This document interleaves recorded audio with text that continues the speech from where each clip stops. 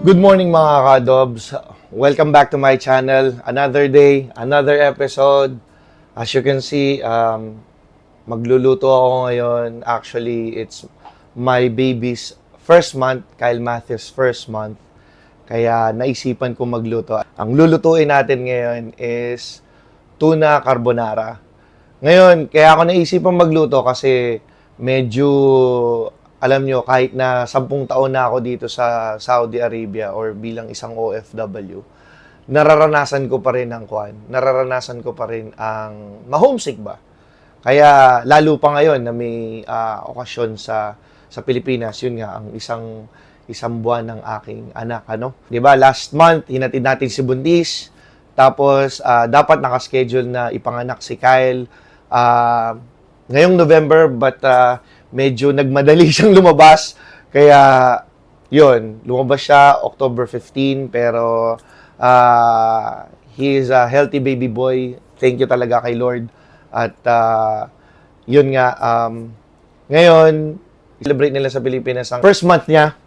Kaso wala ako doon, so tinamaan tayo ng homesick, kaya tayo magse-celebrate din para malabanan natin ang homesick. Kaya magluluto tayo ng tuna carbonara. Kakailanganin natin sa pagluluto ng tuna carbonara is, of course, dahil carbonara, pasta, white onion, syempre cheese, of course, tuna, evaporated milk, tsaka all-purpose cream. Hindi ko pa naano dito, kasama rin pala yung cream of mushroom. Ayan. Iluluto natin sila, yun ang magiging pagkain natin ngayon para mawala ang mga kalungkutan natin. Alright, isa kasi ito honestly, ang tuna carbonara is isa sa mga comfort food ko. Pagka nalulungkot ako, yun talaga ang niluluto ko. Alright, at shoutout nga pala kay Nico Diaz at kay Edward Diaz kasi sila ang nagturo sa akin para magluto or iluto itong tuna carbonara. Kaya halika! Samahan niyo ako, magluto tayo ng tuna carbonara para mamaya kain tayo at celebrate natin ang kaisang buwan ng aking bunsong anak na si Kyle Matthew. Alright? Tara, samahan niyo ako mga ka-adobs at mga OFW. Alright? Tara, luto tayo!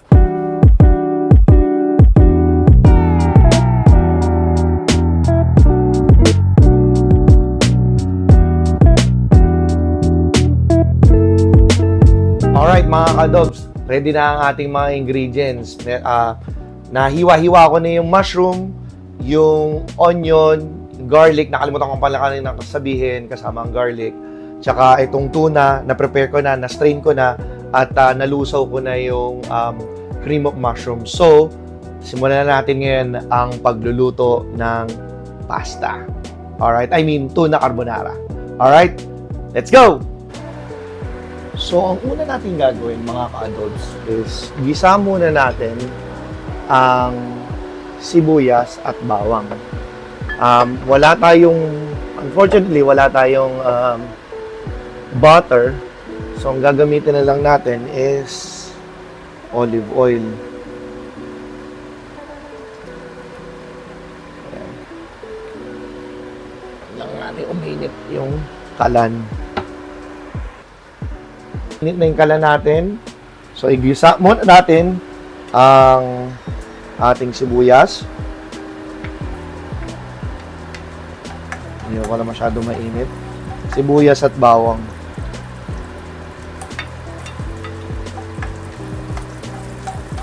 Yan, gisa muna natin ang sibuyas at bawang. Yan. Okay. Tapos natin igisa ang sibuyas at bawang. Pag nakita na natin yung sibuyas ay medyo malambot na, ilagay na natin yung mushroom. Ayan. Nakita na natin na medyo iba na rin ang kulay at malambot na yung mushroom. Ilagay na natin yung tuna. Okay?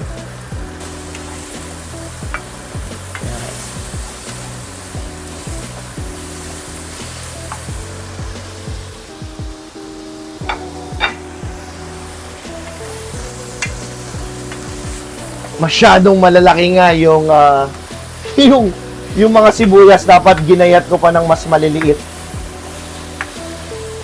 So, learning lesson, yun nga, mas liitan pa.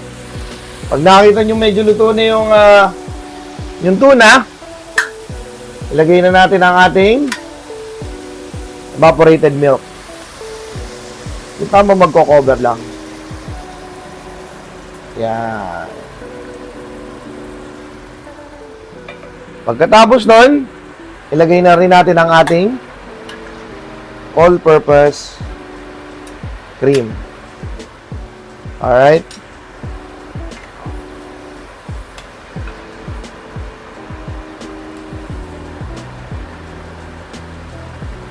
Wala ating siguro. Yan.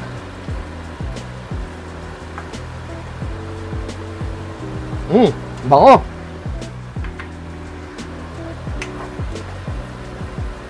Kayo ba mga ka-Dobs, ano ba ang comfort food nyo pagka nalulungkot kayo? Share nyo naman sa akin sa comments kung ano yung mga nagpapasaya sa inyong pagkain, ano? Sa akin ito, isa tong tuna carbonara. Alright? Pagkatapos nun, mulo na, ilagay na natin ang cream of mushroom. So, tansyahin lang natin. Ang luto natin is tuna carbonara, hindi sinigang. So, tansyahin lang natin siya kung maging makrema lang ba. Ayan, tansyahin lang natin. Okay? Nakita nyo naman, no? Kremang-krema na! Yeah, kremang-krema na. Tapos nito, pwede na rin natin siyang lagyan ng kahit na papano. Lagyan natin siya ng konting cheese. Dahil ang cheese, nagpapalagay din na, nagpapadagdag ng linamnam at konting alat. Alright? Malinis naman kamay ko. Konting cheese. Alright? Yan. Sayaan lang muna nating matunaw. Ganun lang kabilis mga ka-Adobs at mga ka-OFW. Napakabilis lang. Gisa lang, lagay krema. Sino yun? Ngayon, isi-set aside muna natin to. Mamaya ko na siya titimplahan ng asin tsaka ng paminta. Alright? Isi-set aside lang muna natin siya dahil may lulutuin pa tayong isa. Alright? Lalagay ko muna to dito. Ngayon, i-ready na natin ang ating pasta. Ako sa inyo kung paano nyo niluluto ang inyong pasta, pero ako kasi lalagyan ko lang siya ng konting asin tsaka konting mantika o isang kutsarang mantika. Yan, isang ganitong asin. Okay. Tsaka isang kutsarang mantika. Or para sa akin kasi yung ginagamit ko is olive oil. So, isang kutsarang olive oil. Kunwari, magaling din daw ako. So, lalagay ko siya ng ganyan. Tapos, hindi ko na nakuha. Anyways, hintayin lang natin na lumambot at maluto yung pasta mga ka-Adobs. And then, later on, isasama na natin siya dun sa cream natin. Alright? Okay mga ka-Adobs. Tingnan na natin kung al dente na ang ating pasta. And, ready na. Alright. So, balik na natin ang ating sauce o carbonara sauce sa ating kalan at idiklaan na natin. So, medyo umano na yung sabaw or sobrang lumapot na. Alright? Ngayon, Timplahan na natin ng konting asin. Alright. Siguro nasa half teaspoon lang ng asin. Kasi syempre yung yung cheese talaga ang magpapahinamnam at konting alat sa ating sauce, ano? So, yun. At lagyan na rin natin ng idikit na. Dumidikit ang ating sauce. Konting paminta lang. O, pinahan natin ang apoy. Konting paminta lang. Okay. Alright. Yan. Ilalagay na natin ang ating pasta. Here we go. Alright.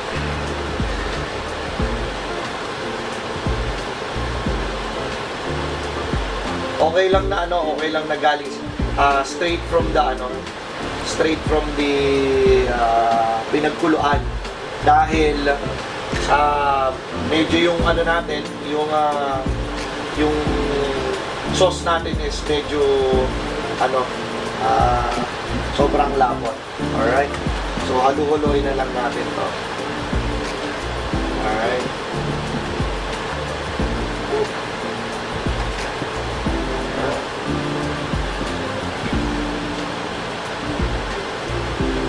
Pwede nyo rin palang habang hinahalo nyo sa pasta, yung sauce, or yung pasta doon sa sauce, pwede nyo na rin siya lagyan ng cheese. Alright? Para konting matunaw na yung cheese. Pero, syempre, ilalagay natin yan sa plate nila. Okay? Pwede na tayo. Kasi hindi tayo masyadong makarb ngayon. Alright.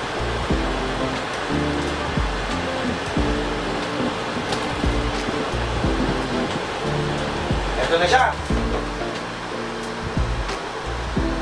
Lagyan natin ng konting oregano leaves para may konting aroma.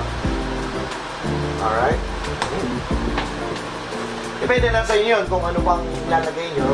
Sa akin, oregano leaves.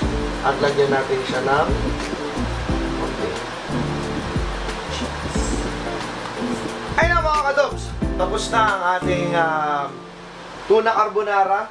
At lalantakan ko na to. Sana natutunan nyo yung pagluto ng tuna carbonara at share nyo naman sa akin kung ano. Share nyo naman sa akin kung ano pa yung mga comfort food nyo o yung mga food na makakatulong sa inyo sa paglaban sa homesick. Alright? Oh, teka. Teka pala. Tapos. Siyempre, pwede natin tikman. Di ba? Tikman natin. Teka pala. Teka lang. Lalapit ako sa inyo. Para makita nyo. Diba? Tuna. Carbonara.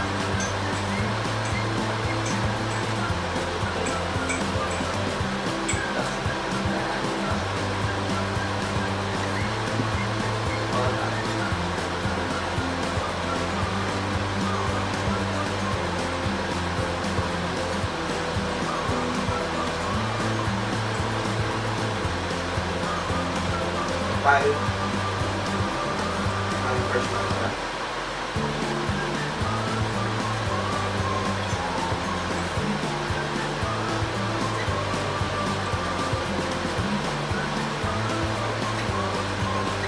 Ika mga kadok, mga OFW. See you ulit.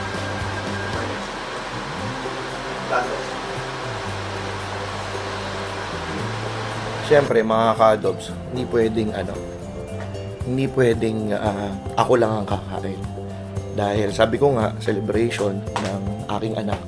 Siyempre, ibigyan natin yung mga kaibigan natin dito na niluto natin. Bala, ibigyan natin sa kanila. Alright. So, tingnan natin. Yun! Eto na siya! O, Kuis! Ano kasi, sama na kita sa vlog ko kaya si Kuya Edish. Ano ng kwan ko? 1 month ng bunso ko, kaya nagluto ako. Sige. Yan. So, indulge at magdamutan mo na yan. Thank you. Kahit na hindi mo nabalik yung lalagyan. Sige, guys. Salamat. Okay. Sige. O yun mga ka-adobs. Nga pala, dahil may nagbabantay dito, bigyan din natin. Hintayin lang natin, okay? Alright, wait lang. Okay, pabalik na tayo dun sa baba. Bigyan natin yung nagbabantay dito sa building namin para meron siyang tanghalian. Alright? Nga pala, kung napansin nyo, iba ang pangalan ni Kyle or iba yung Matthew. Yung spelling na yun, it means gift from God. Yun. Okay. Hey, good morning. Hi, good morning. Yeah. Brother! Oh, no, give it back to him. Yeah, I will give it. Alright, this is for you, friend. For your lunch. Okay, it's my it's my youngest son's first month. That's why. Alright, enjoy. Oh, yun nga mga adobs. Go ahead. Yeah, I'll be here. Yeah. Oh, yun nga mga adobs. Nakausap ko ang isang kaibigan ko dito sa accommodation at sabi niya dumating na siya, so galing sa work. So yun, yan natin siya ng kwan. Bigyan din natin siya ng tuna carbonara natin. Dito naman dito.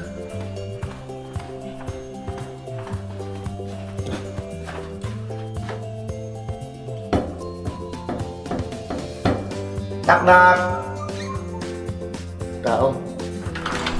Ito si Kuya Sendo, ba't ang dilim? Ang dilim. Yan. Yan si Kuya Sendo, oh. Ano, ano kasi 1 month ni, baby Kyle. Kaya ano, Hindi pala ba? birthday. Hindi, 1 month. Ang dilim. Ba't ang dilim? Sige, Kuya. Na ako, ha? Ako na. Sige. Bukas. Bye-bye. O bukas, laro tayo bukas. Sige, Kuya. Bye-bye. So, yun nga mga adobs, binigyan natin sila ng tuna carbonara natin. Sana nagustuhan nila. So, ulit, God bless sa inyo lahat. Thank the Lord. Thank you Lord talaga sa aking anak. At sabi nga, magpasalamat tayo every day. Pero pagka naka-reach tayo ng milestone, doblehin natin ang ating pasalamat sa Diyos. Diba? At pag tayo binless, bless din natin yung iba. Alright? So, dito ko na tatapusin. See you ulit sa aking next vlog. Alright? Abangan nyo. Malapit ko ng ma-interview o makausap yung isang OFW na breadwinner at nakabuo ng pamilya dito sa Saudi Arabia. Abangan nyo yun. Grabe yun. Tawag sa kanya is si Mr. Basic. Alright? Mga ka-dobs, mga ka-OFW, God bless. Uulit-ulitin ko ulit. Kapag napagod tayo, magpahinga. Dahil ang pakikibaka natin ay para sa ating mga kapamilya, kapuso, kapatid, at lahat ng mahal natin sa buhay. God bless po sa inyo lahat at ciao.